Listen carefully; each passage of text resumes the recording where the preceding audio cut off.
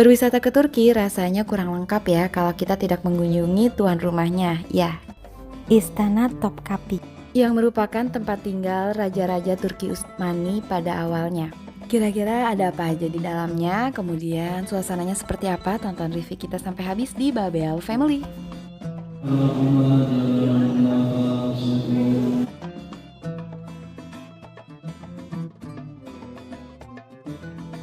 Oke, sekarang kita akan ke Topkapi Palace. Letaknya itu deket banget sama Hagia Sophia ya teman-teman. Ada di belakangnya gitu. Jadi kalau mau ke Topkapi Palace, kita akan melewati Hagia Sophia dulu.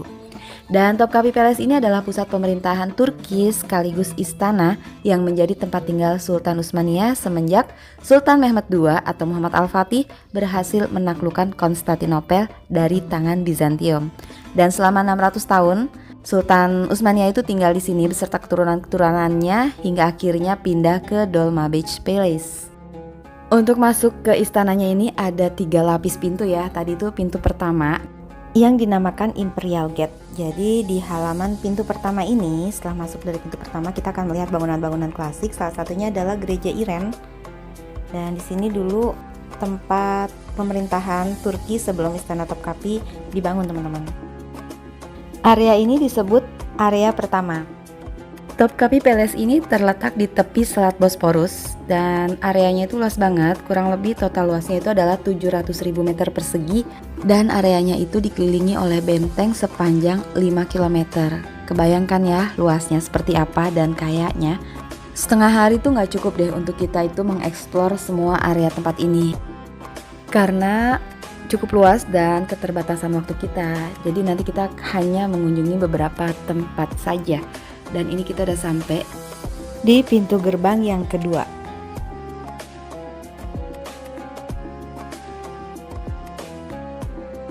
Ini merupakan lapisan pintu gerbang yang kedua ya teman-teman. Bentuknya itu seperti benteng karena memang bekas gerbang kerajaan pada waktu itu. Dan untuk gerbang ini dihiasi dengan kaligrafi syahadat di atas pintu dan juga ada tugrah atau sejenis cap atau tanda tangan Sultan Utsmania. Pengecekan di gerbang ini cukup ketat dan di sini kita juga membayar tiket masuknya.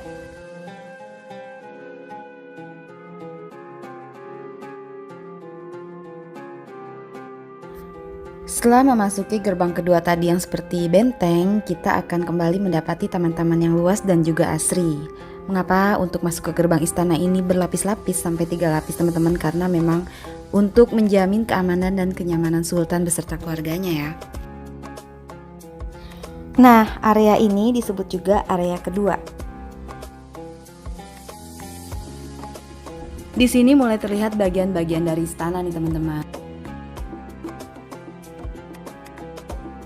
Di sebelah kiri kita itu terdapat Imperial Council, yaitu gedung parlemen, kemudian ada juga gedung harem di mana tempat istri selir raja dan juga ibunya sultan dan juga anak-anaknya serta budak-budaknya tinggal, dan ruangan harem ini sangat tertutup ya teman-teman.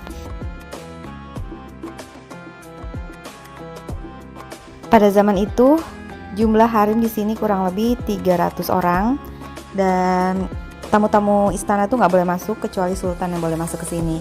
Dan untuk masuk ke sini sekarang setelah Topkapi menjadi museum itu dikenakan biaya tambahan lagi. Kemudian terdapat juga The Tower of Justice serta ada juga Imperial Treasury di mana sebuah ruangan untuk menyimpan harta kerajaan yang berharga.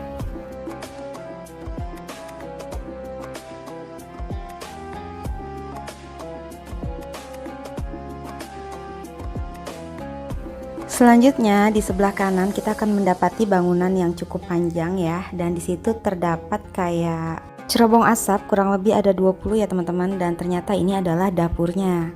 Bisa kebayang ya hebohnya suasana di dapur yang bangunannya juga besar banget, dan penghuni dari Istana Topkapi itu kurang lebih 4.000 orang teman-teman. Di dapur ini juga diperlihatkan ya peralatan-peralatan dapur yang dipakai untuk masak serta perkakas-perkakas yang antik-antik.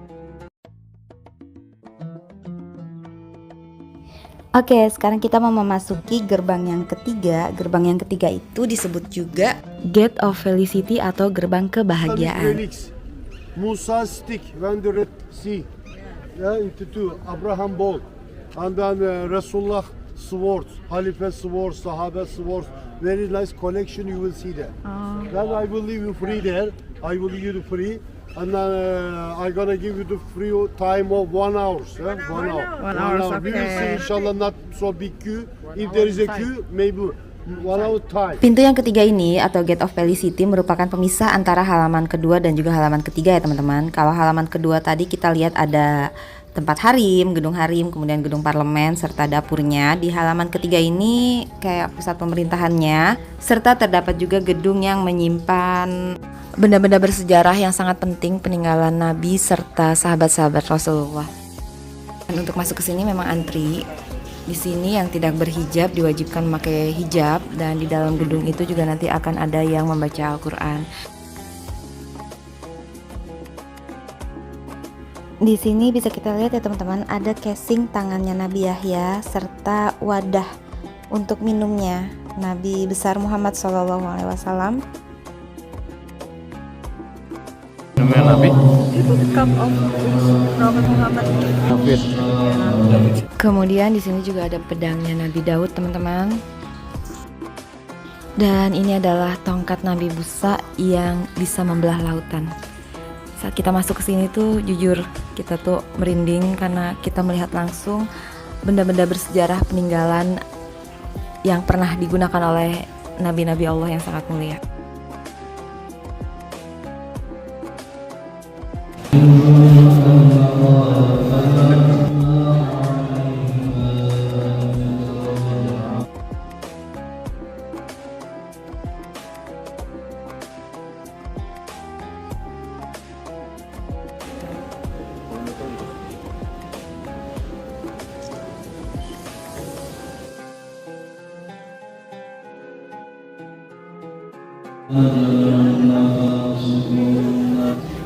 Dan yang kita lihat sekarang ini adalah pedang Nabi Muhammad SAW.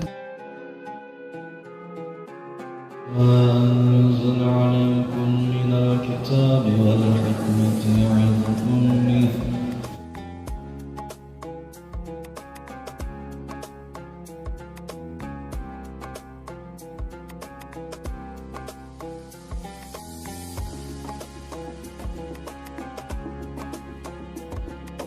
Khalid bin Walid.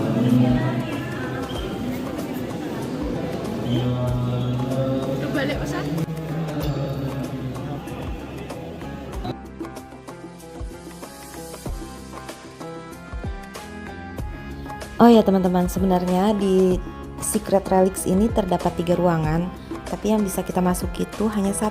Sebenarnya itu masih ada 2 ruangan lagi yang menyimpan seperti baju Fatimah Zahra, putri Rasulullah, kemudian sorbannya Hasan Hussein, dan masih ada barang-barang peninggalan sejarah lainnya. Tapi sayang banget 2 kamar yang lainnya itu ditutup, mungkin masih dalam perawatan ya teman-teman. Dan sekarang kita mau masuk ke perpustakaan milik Sultan Ahmed III.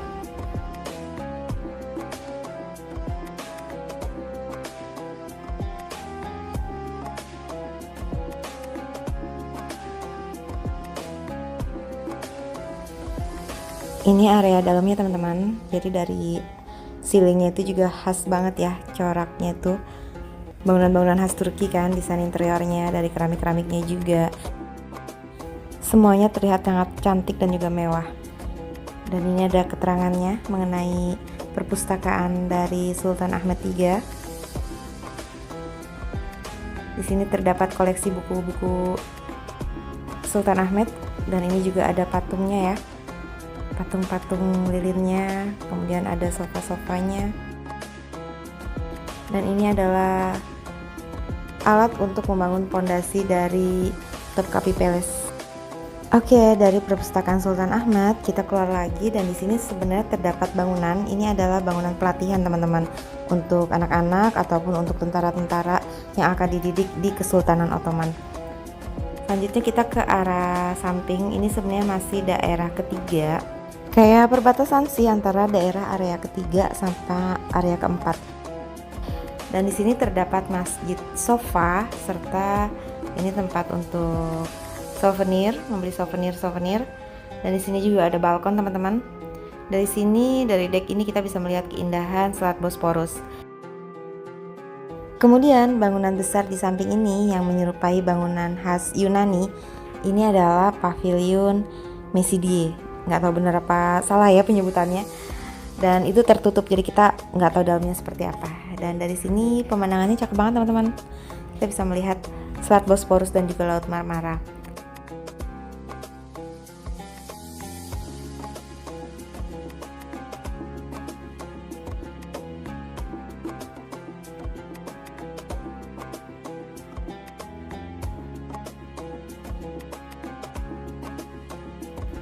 Kemudian ini ada halaman belakang. Banyak yang mengatakan ini adalah bagian keempat dari area Topkapi Palace. Jadi ini ada taman belakang yang sangat luas, sangat tertata dengan cantik.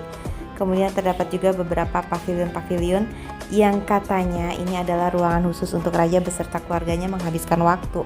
Kalau yang depan tadi itu adalah ruangan harem, kalau ini adalah ruangan untuk raja dan juga keluarganya. Di sini ada Baghdad Pavilion, kemudian ada Revan Pavilion dan Sofa Pavilion. Ini ada air mancur, ada burung-burungnya juga teman-teman, pohon-pohon rindang, cantik banget.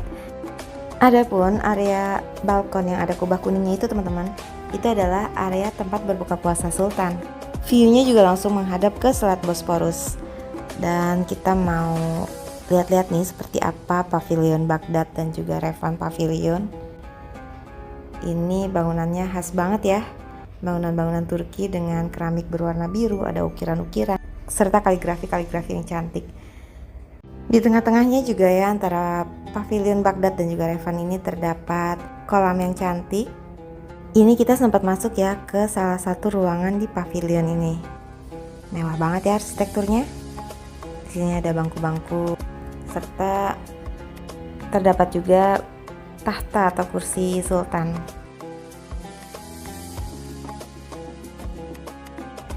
Sebagai informasi bahwa Pavilion Baghdad ini dibangun untuk mengingat kejayaan Turki Utsmani saat berhasil menaklukkan Baghdad, teman-teman.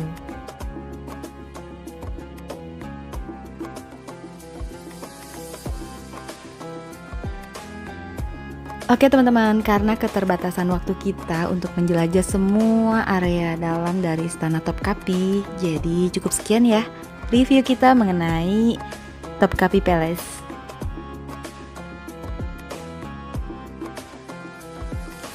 Sebuah istana yang menjadi tempat tinggal dari raja-raja Turki Utsmani serta pusat pemerintahannya juga ada di sini, dan sekarang itu telah berubah menjadi museum yang menyimpan banyak sekali barang-barang peninggalan dari nabi-nabi Allah serta sultan-sultan. Terima kasih kami ucapkan kepada teman-teman semua yang sudah menonton vlog kami selama di Turki. Untuk info-info lainnya itu udah kita cantumkan link-linknya. Mulai dari hotel yang kita tinggali saat di Turki, kemudian masjid-masjid Turki yang terkenal dengan desain arsitekturnya yang sangat megah dan menawan, serta objek-objek wisata yang kita kunjungin selama di Turki itu udah kita cantumkan di description box ya teman-teman. Thanks for watching, sampai jumpa di review-review kita selanjutnya, bye-bye.